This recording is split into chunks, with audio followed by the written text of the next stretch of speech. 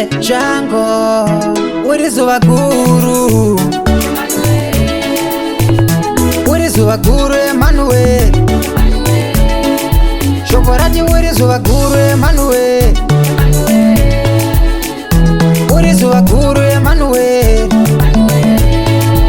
Anzi neshoko uri zuva guru iwewe. Shoko rati dei tiri vamwe tanamata, anzi uyai mese makarembero. Shoko harina warasarudza, tinozviziva muri chidhakwa.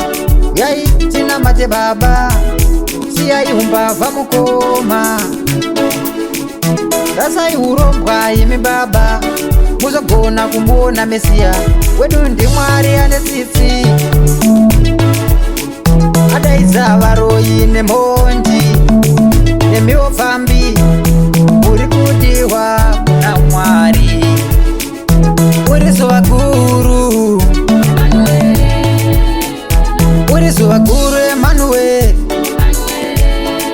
Shoko rati uri zuva guru Emmanuel,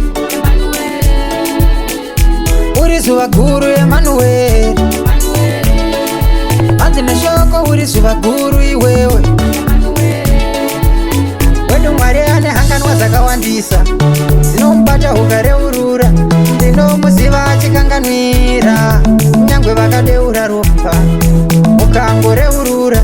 Ndinomuziva achiregerera, Mwari anoregerera, kunyangwe hwai dzakarasika.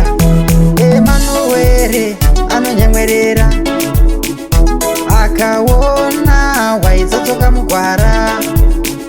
Ngatisiye zvivi kuti tifadze Emanuwere.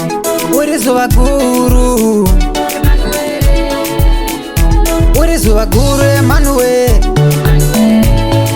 Shoko rati uri zuva guru Emanuel,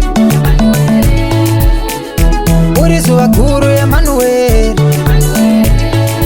Anzi neshoko uri zuva guru iwewe. Shoko rati dei tiri vamwe tanamata, anzi uyai mese makarembero. Shoko harina warasarudza, tinozviziva muri chidhakwa. Uyai tinamate baba, siyai umbavha mukoma. Rasai urombwa imi baba, muzogona kumuona Mesiya wedu. Ndimwari ane tsitsi,